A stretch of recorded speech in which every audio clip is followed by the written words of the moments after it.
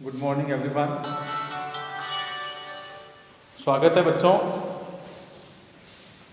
Third online class English का एक बहुत सुंदर और बेहतरीन पाठ पढ़ रहे हैं। और जहाँ तक देखते आ रहे हैं, इस पाठ का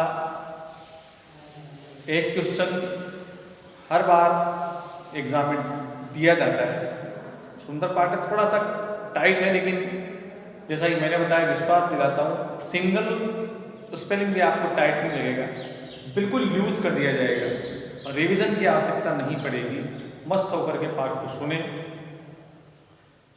ये लेसन यदि आप फर्स्ट टाइम देख रहा है कोई बच्चा, तो इससे पहले वाला वीडियो जरूर देखें, पहला और दूसरा।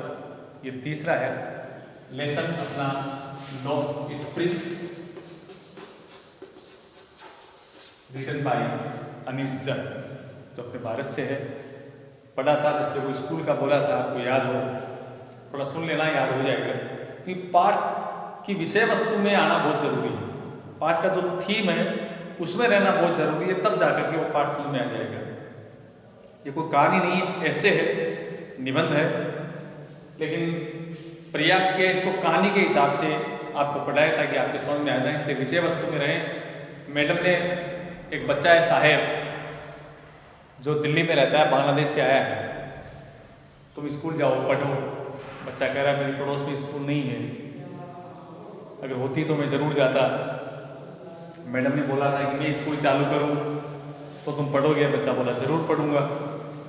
फिर पूछा कई दिनों बाद, मैडम आपने स्कूल बनाया नहीं? बच्चे को पता नहीं है कि स्कूल बनने में बहुत सारा समय लगता है। मैडम को भी शर्म आई, परेशानी हुई कि बच्चे को क्या जवाब दें, स्थितियाँ असमंजस की बनी।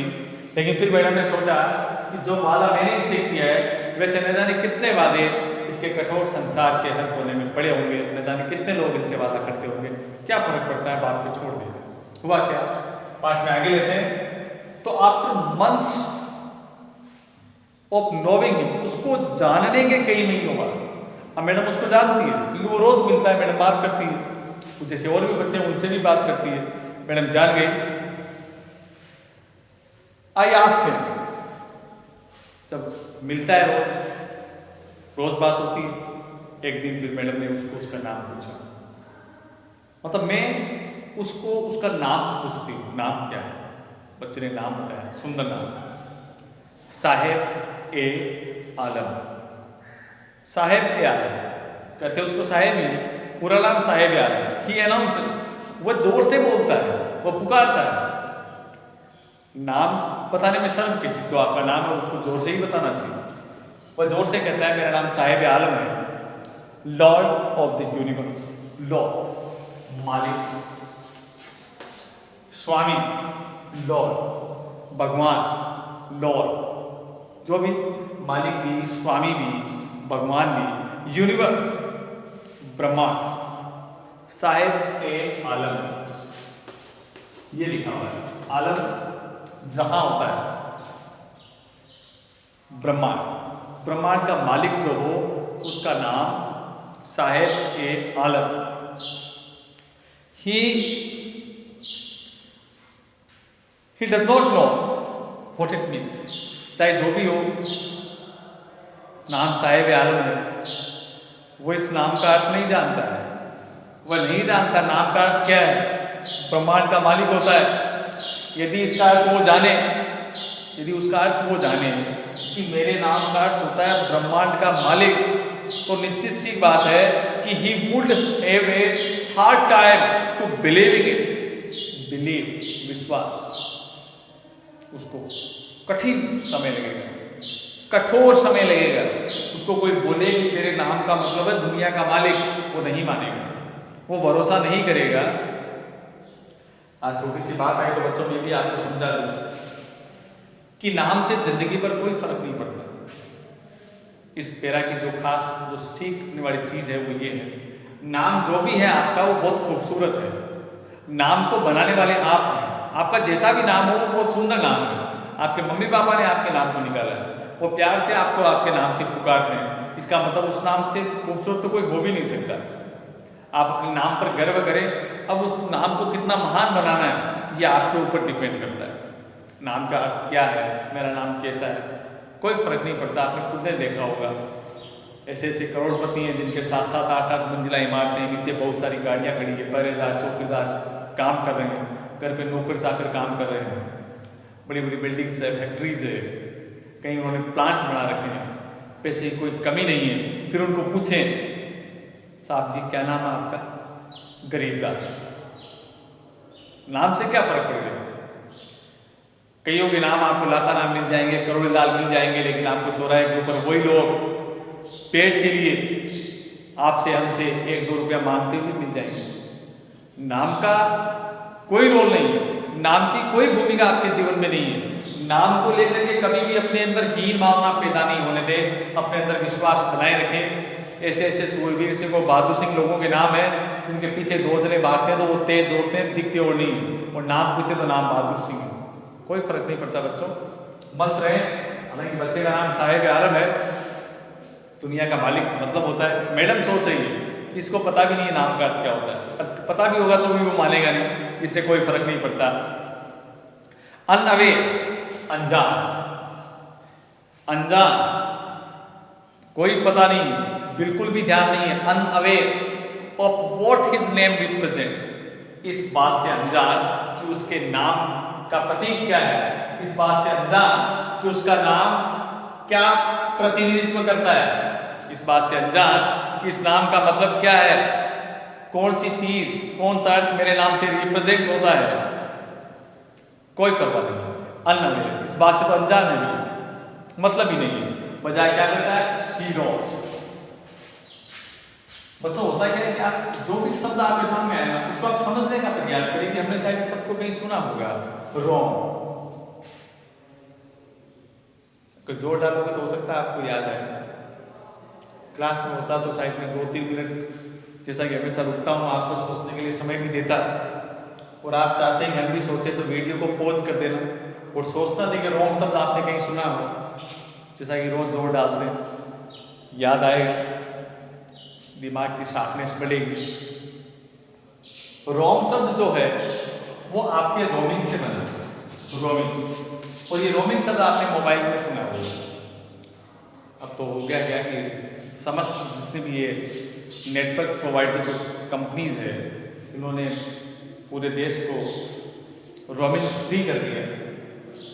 अब मोबाइल जैसा यहाँ काम कर रहा है वैसा ही अन्य स्टेट में काम करता है, किसी भी प्रकार के एक्स्ट्रा चार्जेस हैं वो नहीं लिए जाते हैं, पहले लगते थे, इसीलिए लोग बोलते थे कि मैं रोमिंग में हूँ, जब आ जाऊँ वापस तो कॉल करना, यहाँ पर पैसा लग रहा है, क्योंकि एक्स्ट्रा चार्जेस लगते थे। रोमिंग, ये रोम शब्द है जो आप क्या है, रोमिंग का मतलब घूमना होता है, और घूमना भी कैसे, घूमना सब तो वॉक में भी काम करता है, यहाँ पर तो वॉक्स भी आ सकता था लेकिन रोम्स आया, ये वॉक भी घूमना ही होता है।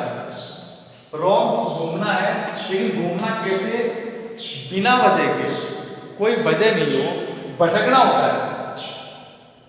रोम सब भटकना, हमने भी अपनी जगह होम जोन को छोड़ा और भटकते भटकते अन्य स्टेट में चले गए, मोबाइल रोमिंग में चला गया, अपनी खुद की जगह छोड़ी और वहां चले गए, रोमिंग में आ गए, वहां तक चले गए, भटकते भटकते चले गए, ये रोम है। पाठ में देखो कि बच्चा अपने नाम से अनजान की नाम क्या प्रतिनिधित्व करता है, वह तो भटकता रहता है, घूमता रहता है, कहाँ, गलियों में, स्ट्रीट्स, अपने दोस्तों के साथ। दोस्त कैसे, एन आर्मी ऑफ बेर, आर्मी सेना, बेर, इस शब्द को जरूर याद कर लेना, क्योंकि ये शब्द यहाँ आया, इस पाठ में एक बार फिर से आएगा, और इसके अलावा जब आप इस किताब को पढ़ोगे तो आपके 2 पार्ट ऐसे हैं जहाँ पर फिर से एक बार बेर शब्द आएगा, और एक किताब अपनी जो और है जिसका नाम पेनोरमा है, उसके पहले पार्ट के अंदर फिर से एक बार ये बेर शब्द आएगा। इसको तो आप अच्छे से याद कर ले। बेर का मतलब होता है खाली, कुछ नहीं रहना, और यहां पर लिखा हुआ बेरफुट। बेरफुट होता है नंगे पांव, पैरों में कुछ नहीं, कोई चप्पल जूते नहीं, नंगे पैर। यहाँ पर ये बैर नंगा नहीं कर सकते कि बैर का मतलब नंगे पाँव हो, यहाँ पर खाली होता है बैर, क्योंकि बैर हैंड्स भी होता है, बैर हैंड्स। तो यहाँ पर नंगे हाथ में खाली हाथ। खाली हाथ का मतलब कैसे कि इसके हाथ में किसी भी प्रकार का कोई हथियार नहीं है, नियत, वो बैर हैंड्स होता है, नियत हाथों में कुछ नहीं है, बिना हथियार के साथ में वो लड़ रहा है, बैर खाली, नंगा नहीं बता सकते इसको, खाली ही रहेगा, क्योंकि बैर का मतलब खाली होता है। खाली पाँव मतलब नंगे पाँव, पैरों में कुछ नहीं है, यहाँ पर खाली हाथ मतलब नियत हाथों में कुछ नहीं है, बिना हथियार से ही नियत है, वो कुछ नहीं है उसके पास, वो लड़ रहा है, वो घूमता है, उसके पास एक सेना है, इन आर्मी ऑफ बेयरफुट बॉयज, जितने बच्चे उसके साथ हैं सबके सब नंगे पांव है, मतलब नंगे पांव वाले लड़कों की एक सेना के साथ वो गलियों में घूमता रहता है, भटकता रहता है। वो बच्चे जो प्रकट होते हैं, दिखते हैं लाइक द मॉर्निंग बर्ड्स, वो बच्चे जो सुबह के पक्षियों के समान प्रकट होते हैं एंड डिसअपीयर एट नून, और दोपहर तक गायब हो जाते हैं। सुबह सुबह आते हैं, दोपहर जब होती है दोपहर तक वो बच्चे गायब हो जाते हैं। सुबह बिल्कुल जैसे सुबह के पक्षी चहकते हुए इधर उधर दौड़ते घूमते दिखाई देते हैं, बिल्कुल वो बच्चे भी सुबह सुबह दिखाई देते हैं। और फिर हम जानते हैं दिल्ली की सड़कें जिनके ऊपर डामर लगा रहता है, काली सड़कें, नंगे पाँव घूमते हैं, पैर चलते हैं उनके, लेकिन पेट के लिए बेचारे सभी छोटे छोटे बच्चे जिन्होंने अपना बचपन इन्हीं गलियों के अंदर समाप्त कर दिया, घूमते रहते हैं और दोपहर तक गायब हो जाते हैं, रोज आते हैं। ओवर द मंथ्स, महीने बीत गए, अब महीने निकल गए धीरे धीरे।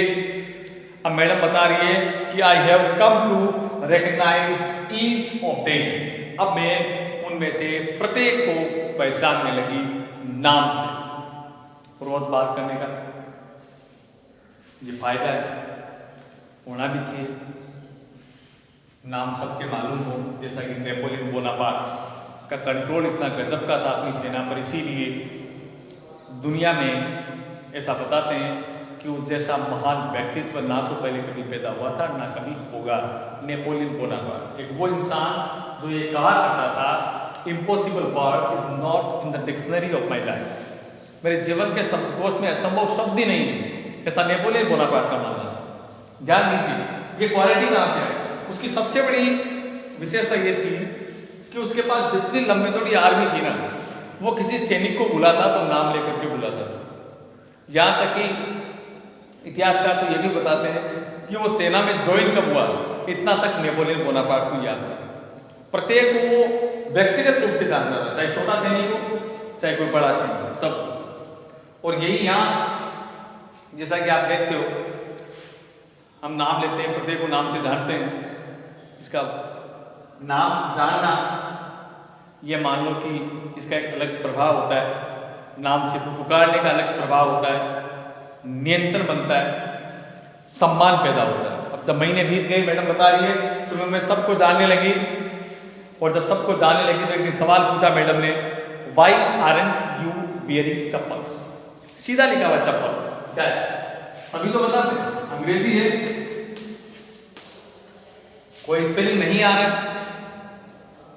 स्पोकन में डर जाते हैं, बोले नहीं बोले, ये स्पेलिंग तो मेरे को नहीं आती। कई बार हम बोलते हैं चलो ठंडा वंडा पीते हैं, ध्यान दें आप।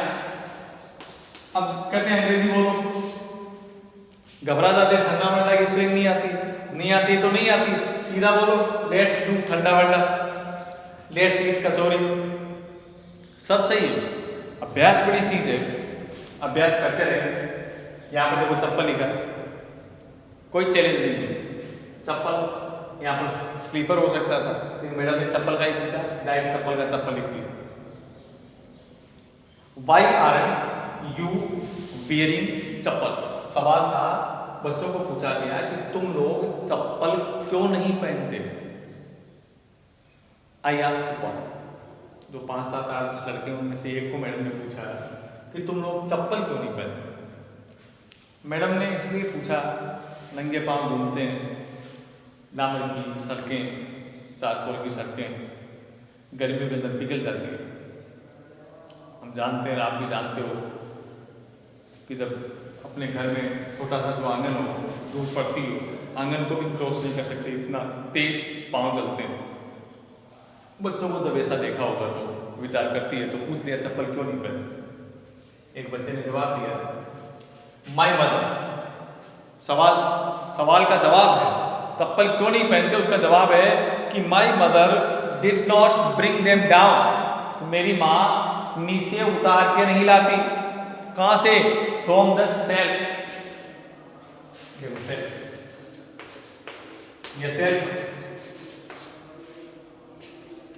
स्वयं, ये सेल्फ ऊपर जो पट्टी लगी रहती है मकानों के अंदर, ताक बोलते हैं, अपनी भाषा में बिराण भी बोलते हैं, बिराण पर मारवाड़ी, वो ताक है ऊपर पड़ी हुई। बच्चे को सबको पूछा है चप्पल क्यों नहीं पहनते। बच्चे ने जवाब दिया, मेरी माँ चप्पलों को ताक से उतार करके देती नहीं है। साधारण जवाब दिया कि आंसर सिंपली, सीधा साधा जवाब देता है बच्चा कि मेरी माँ मुझे उतार के नहीं देती है, तो मैं उसको कैसे पहनूं, माँ देती तो पहन लेता। इवन एक देखो बिल्कुल नया शब्द है, ध्यान दो, कहीं लिख लेना और भी कई जगह काम आएगा। इवन एक बताते हैं कि साथ क्या लिखे, इवन एक साथ आ गया, लिख दो कुछ भी, क्या हो जाएगा, बात क्या हो जाएगा कि नहीं, आप भी समझने का प्रयास करें। इवन और एक, ये जब दोनों एक साथ आ जाते हैं तो इंग्लिश के साथ देखो, in spite of the fact, in spite of the fact that no matter. कितना बड़ा अर्थ है इसका, आगे जब फिर से आएगा तो आपको समझ में आएगा। इवन इफ अगर दोनों साथ में आ रहे हैं तो ये इसका मतलब हो जाएगा in spite of the fact that no matter या no result matter. Fact even if, आराम से कोई दिक्कत नहीं है, 20-22 मिनट का वीडियो है, फिर से देख लेना, क्लास में जब आप आओगे फिर बता देंगे, बिल्कुल नया पढ़ा भी होगा। जहाँ पढ़ाने वाले सभी विद्वान हैं, अच्छे से अच्छा पढ़ाने का प्रयास करते हैं, पढ़ाए तो भी रिफ्रेश हो जाओगे। कि तथ्य होने के बावजूद, तथ्य रहेगा इन स्पाइट ऑफ, तथ्य होने के बावजूद भी, तथ्य का मतलब ये कि काम तो होगा। इवन इनके आगे का जो सेंटेंस चलेगा उसमें काम तो होगा, लेकिन काम का रिजल्ट नहीं आएगा, नो मैटर, मतलब परिणाम जो है उसका वेटेज जो है वो 0 आएगा। बोलो आप, काम भी होगा परिणाम 0, ये इवन इफ है। जब भी इवन इफ आपको लिखा हुआ मिले तो आप ये समझ जाना कि इस सेंटेंस में काम तो होगा, लेकिन काम का परिणाम जो है वो 0 रहेगा। तथ्य होने के बावजूद मतलब कुछ नहीं, बल इवन इफ। अब देखो आगे इसमें क्या बताया जा रहा है,